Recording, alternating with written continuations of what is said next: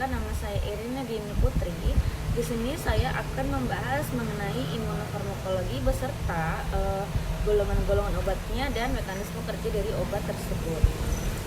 Jadi, sistem kekebalan tubuh sangat penting untuk perlindungan terhadap patogen. Namun, ketika disregulasi, mekanisme destruktifnya yang kuat lebih banyak merugikan daripada yang menguntungkan. Contohnya termasuk reaksi hipersensitivitas, gangguan autoimun, dan penolakan jaringan transplantasi. Obat yang memodulasi fungsi kekebalan tubuh yaitu golongan yang pertama, golongan imunosupresan. Lalu obat golongan ini mencakup golongan lagi seperti kortikosteroid.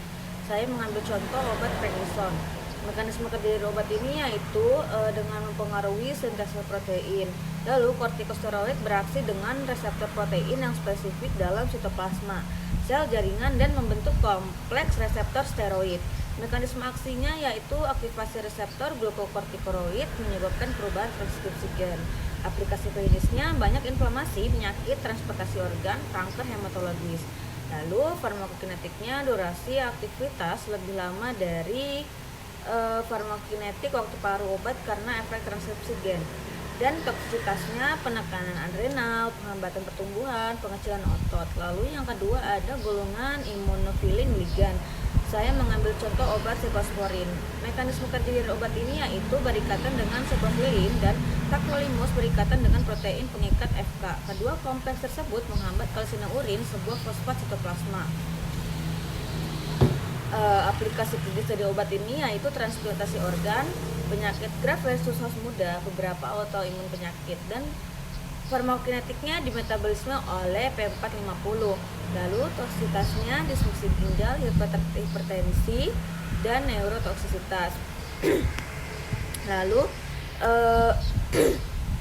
yang ketiga ada antagonis purin. Baru golongan obatnya saya mengambil contoh mycophenolate mofetil.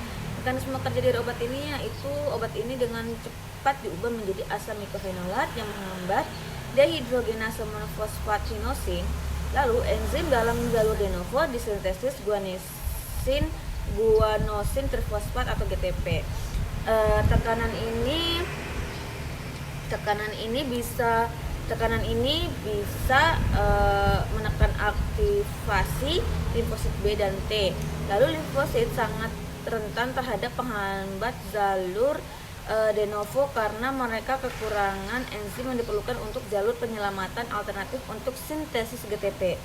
Lalu aplikasi klinis dari obat ini yaitu mycophenolate mofetil telah berhasil digunakan sebagai agen tunggal dalam transplantasi ginjal, hati, dan jantung. Lalu toksisitas interaksinya teratogen, mengantuk, neuropati perifer. Lalu selanjutnya ada obat sitotoksis. Saya mengambil obat azathioprine. Mekanisme kerja dari obat ini bekerja dengan cara menekan kerja sistem imun sehingga membantu tubuh untuk menerima organ yang baru saja ditransplantasikan. Di dalam pengobatan penyakit autoimun, azathioprine akan menekan kerja sistem imun sehingga tidak menyerang sel atau jaringan yang sehat. Lalu toksisitas interaksinya ada leukemia, depresi sumsum tulang, makrositosis, toksisitas terhadap liver. Lalu selanjutnya ada agen berbasis imunoglobulin. Saya mengambil contoh obat etanercept. Mekanisme kerja dari obat itu yaitu bekerja dengan cara menghambat kerja tumor nekrosis faktor alfa atau TNF-alfa. TNF-alfa bertanggung jawab terhadap munculnya gejala peradangan pada psoriasis, rheumatoid arthritis, atau juvenile idiopathic arthritis. Dengan dihambatnya kerja TNF-alfa, maka gejala peradangan juga bisa berkurang. Efek sampingnya pada tempat injeksi terasa nyeri, bengkak, gatal, dan kemerahan.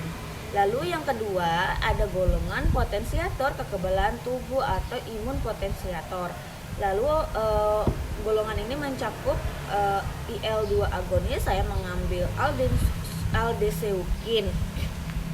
Lalu obat ini rekombinan IL-2, baru suatu limfokin endogen yang mendorong produksi sitotoksik limfosit T dan mengaktifkan sel NK. Aldesleukin diindikasikan untuk pengobatan tambahan karsinoma sel ginjal dan melanoma maligna atau keganasan. Obat ini sedang diselidiki untuk kemungkinan kemanjuran dalam memulihkan fungsi kekebalan pada AIDS dan gangguan defisiensi kekebalan lainnya. Lalu aplikasi klinisnya karsinoma sel ginjal dan farmakokinetiknya yaitu parenteral. Toksisitas interaksinya yaitu reaksi persensitivitas, infeksi, keganasan. Lalu yang kedua ada golongan interferon. Saya mengambil obat interferon alfa 2A. Obat ini menghambat proliferasi sel dan digunakan pada leukemia sel berbulu, leukemia mielogenous kronis, melanoma maligna, sarkoma kaposi, dan hepatitis B dan C.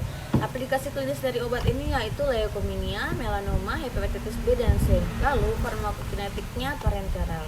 Sekian presentasi dari saya. Jika ada salah kata atau salah pengucapan, saya mohon maaf. Assalamualaikum warahmatullahi wabarakatuh.